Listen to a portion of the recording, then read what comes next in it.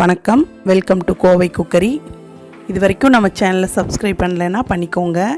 பக்கத்தில் இருக்கிற பெல் ஐக்கானை கிளிக் பண்ணிக்கோங்க. அப்போ தான் நம்ம போடுற வீடியோஸ் உங்களுக்கு வந்துகிட்டே இருக்கும். இப்போ நம்ம ஒரு கொத்தமல்லி சட்னி டக்குன்னு செய்கிற மாதிரி, அதாவது கொத்தமல்லி இலை அந்த சட்னி செய்ய போகிறோம். அது மெத்தேடு தான், கரெக்டாக பார்த்துக்கோங்க. இதே மாதிரி செஞ்சு ரொம்ப நல்லா ஹோட்டலில் கொடுக்குற மாதிரி நல்லா வரும். இப்போ அதுக்கு நான் ஒரு கொத்தமல்லி ஒரு அரைக்கட்டை எடுத்து வச்சுருக்கிறேன். வெள்ளை உளுந்து பருப்பும் போடலாம், கருப்பு உளுந்தும் போடலாம். நான் ஒரு 1.5 ஸ்பூனு இஞ்சி இந்த அளவுக்கு, அதாவது நான் எடுத்து வச்சுருக்கிற கொத்தமல்லிக்கு தகுந்த மாதிரி ஒரு 50லேருந்து ஒரு 75 கிராம் அளவுக்கு சின்ன வெங்காயம் தொளித்து சின்னதாக கட் பண்ணி வச்சுருக்கிறேன். காரத்துக்கு ஏற்ற மாதிரி நான் எனக்கு 3 பச்சை மிளகாய் எடுத்துருக்கிறேன். நீங்கள் உங்கள் காரத்துக்கு ஏற்ற மாதிரி இன்க்ரீஸ் பண்ணிக்கலாம், இல்லைன்னா குறைச்சிக்கலாம். அப்புறம் பூண்டு ஒரு பெரிய பூண்டாக இருந்ததுன்னா ஒரு 5 பூண்டு எடுத்து கட் பண்ணி வச்சுருக்கிறேன். ஒரு 1/4 மூடி தேங்காய், அரை மூடியில் பாதி. அப்போ தாளிக்கிறதுக்கு ஒரு சிவப்பு மிளகாய்.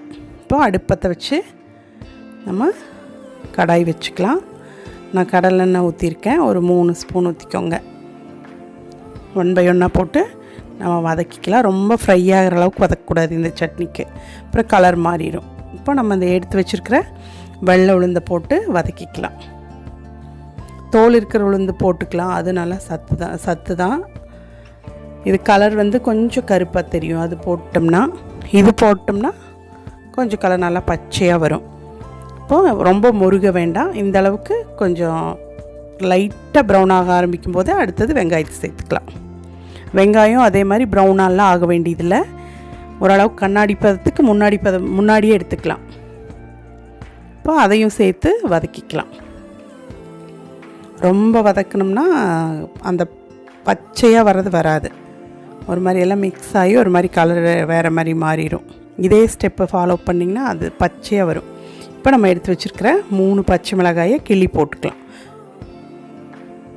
இது காரத்துக்கு ஏற்ற மாதிரி தான். உங்களுக்கு காரம் ஜாஸ்தியாக சாப்பிட்றவங்கன்னா இன்னும் கூட கொஞ்சம் சேர்த்துக்கலாம். இப்போ இதையும் அதே மாதிரி தான், ரொம்ப நம்ம வதக்காமல் சும்மா எல்லாமே ஒரு நிமிஷம் வதக்கிக்கலாம். இப்போ ஒரு 5 பல் பூண்டு பெருசாக இருந்தது, அதை கட் பண்ணி போட்டிருக்கிறேன்.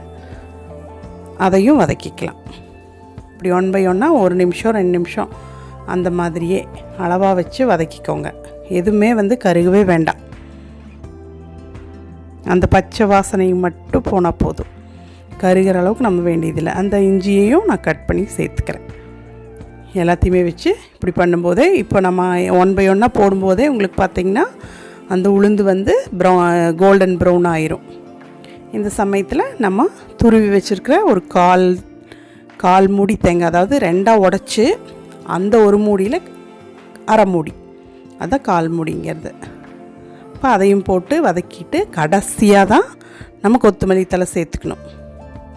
அது ரொம்பவுமே கம்மியாக, நம்ம அதை அப்படியே ஒரு 2 சுற்று அவ்வளோதான், அது சொடுங்குனா தீர்ந்துச்சு. அப்போயே நம்ம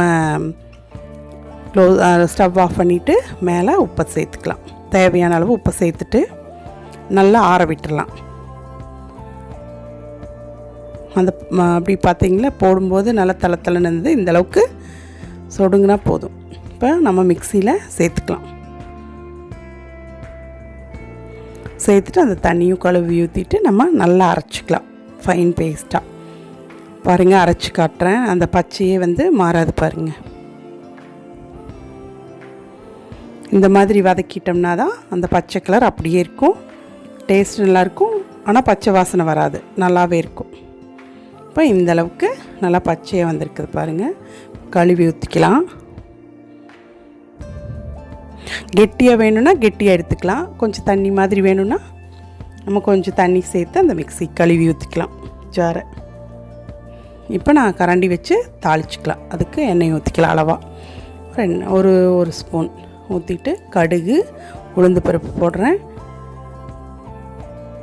இப்போ சும்மா தாளிப்புக்கு தேவையாக ஒரு 3 வரமிளகாய் போட்டிருக்கிறேன். இது காரம் வராது உங்களுக்கு, நம்ம எண்ணெயில் நல்லா வாட்டியிருந்தாலும் போதும். ஆஃப் பண்ணிக்கலாம், ரொம்ப இல்லைன்னா கருகிடும்.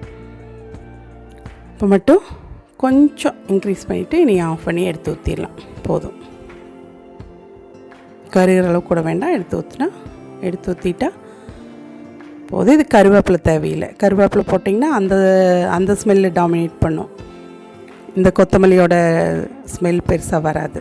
அவ்வளோதான், நம்மளோட சட்னி ரெடி ஆயிடுச்சு. இது வந்து தோசைக்கு, இட்லிக்கு, சாதத்துக்கு, தயிர் சாதத்துக்கு, சாம்பார் சாதத்துக்கு எல்லாமே தொட்டுக்கலாம். இப்போ நம்ம சட்னி ரெடி. இப்போ நான் தோசை செஞ்சு அதுக்கு யூஸ் பண்ணிக்க போகிறோம். நல்லா பச்சை கலரில் இருக்குது பாருங்கள். இப்போ நம்ம சட்னி ரெடி ஆயிடுச்சு. நீங்களும் செஞ்சு பார்த்துட்டு எப்படி இருக்குன்னு கமெண்ட் பண்ணுங்கள். நன்றி, வணக்கம்.